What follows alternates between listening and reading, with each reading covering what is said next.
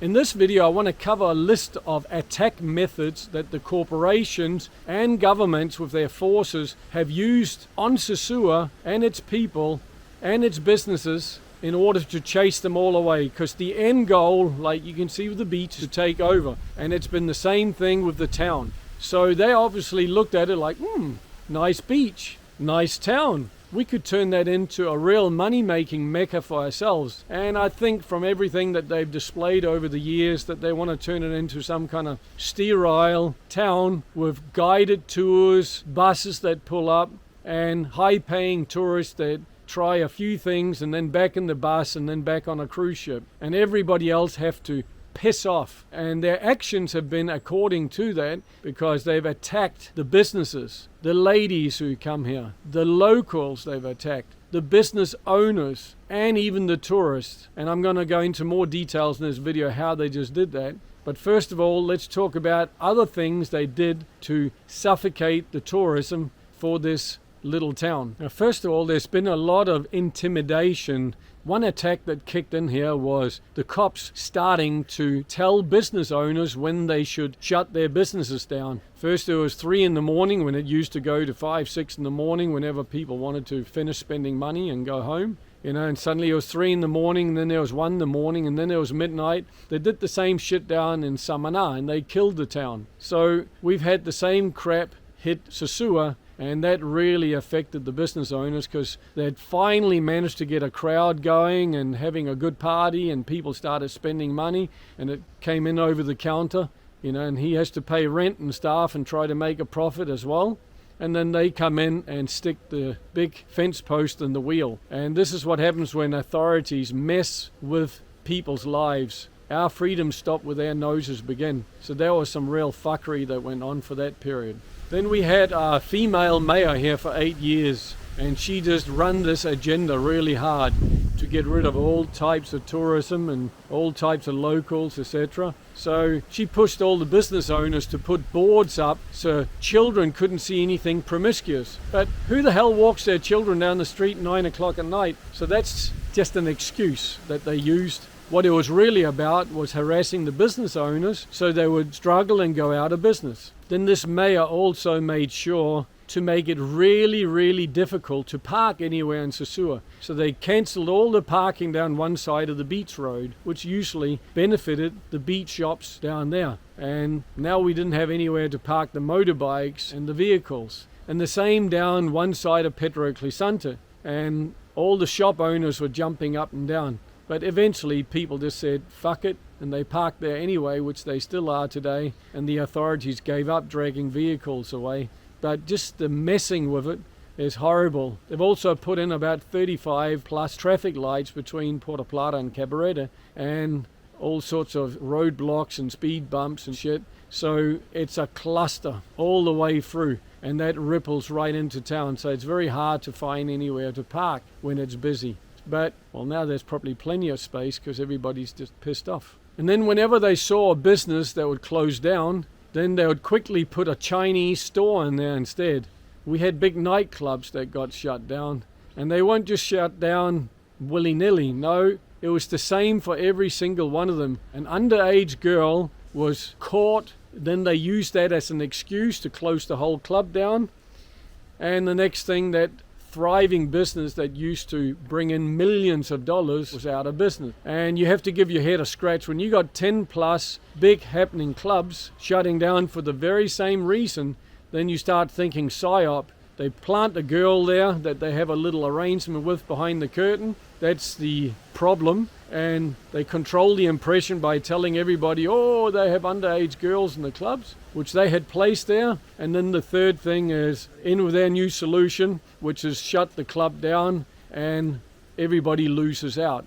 To the point where there was no more clubs left except one run by the mayor. Surprise, surprise. It sounds a little bit like a monopoly, doesn't it? Then this mayor also ordered the police, which is still happening, to have an excessive police presence for intimidation purposes. So if you're sitting in a bar, every 30 seconds to a minute there was another police motorbike with a couple of cops on it, or another police car. And they made sure they had the blinkers on so it would shine into people's eyes. And I remember the negative talk that went on. People say, this is freaking annoying, or why do these guys just keep coming past?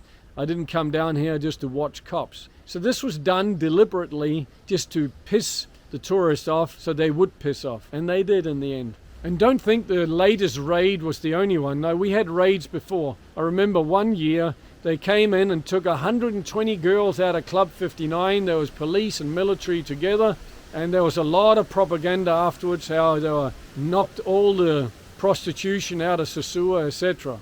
But because it was just a very targeted kind of exercise on one spot, it all returned and tourism bounced back. But when they did it just recently, they came in with all sorts of different departments and hit it super hard. And then the tourists just say, okay, we'll take our money elsewhere where we don't have to watch this police world going on and brutality against people. When it comes to the ladies, it started 15 plus years ago. They started arresting normal citizens having normal jobs that just came to party in Sosua Friday night, Saturday night, and they got handcuffs put on them suddenly. So the word quickly went through Puerto Plata, it's not a safe place to come. And of course they knew, the corporations and the government, that would scare a lot of tourists off who like to meet very nice, pretty ladies who came over here to see if they can have a good time or meet a foreigner. So that was just one method. And then the girls started wearing flat heel shoes, and that was because they were being chased by the police. And tourists had to watch chases going on in between cars, cops coming flying off motorbikes there. One was driving, the other one flew off the bike and tackled a nice lady to the ground and used violence and force. Now tourists didn't want to watch that, so of course a lot of them didn't come back. But that was the agenda all the way along. Another thing the cops did were rip girls out of the arms of guys or out of a bar stool. So he may have shouted her 2, 3, 4 drinks and they're sitting there having a nice conversation, and the next thing she just gets dragged away. She hasn't done anything wrong. And if you start chanting for that, then you're chanting for tyranny. Then some shit in the future might come and bite you in the ass. We have to be careful not to hope that the authorities will push force on other people on our behalf, because one day somebody else may do the same to you and your family. And one of the biggies that really scared a lot of tourists away was seeing Haitians being hunted, tackled, beaten, and taken away. Especially when African Americans see that, they get super pissed off, and I don't blame them, because it is human rights abuse right there, and they like to do it, the cops, right in front of the businesses. So this is the sort of thing that really scares a lot of tourists off, and the word goes through the internet how people are being mistreated. And whether you agree with the Haitians being here or not, don't chant for tyranny, because one day it may come and bite you in the ass. If they really valued the tourists that were here, they would do it elsewhere, but they didn't. They liked to do it right in front of the tourists' eyes, because that was the agenda, scare the tourist away. Another thing they liked to do was to just mistakenly grab an American, and I mean African American, and say, you're Haitian. That really pissed off a lot of American tourists, especially the ones that happened to decided, screw this, I'm never coming back, being violated like that. But there's other people watching as well. So again, the agenda was to scare off tourists. And they've done a great job out of it if the aim is to scare everybody away, because now it's empty. There was also certain police officers who would make deals with certain ladies, and then suddenly in the hotel she would say to the guy, I'm not even 18.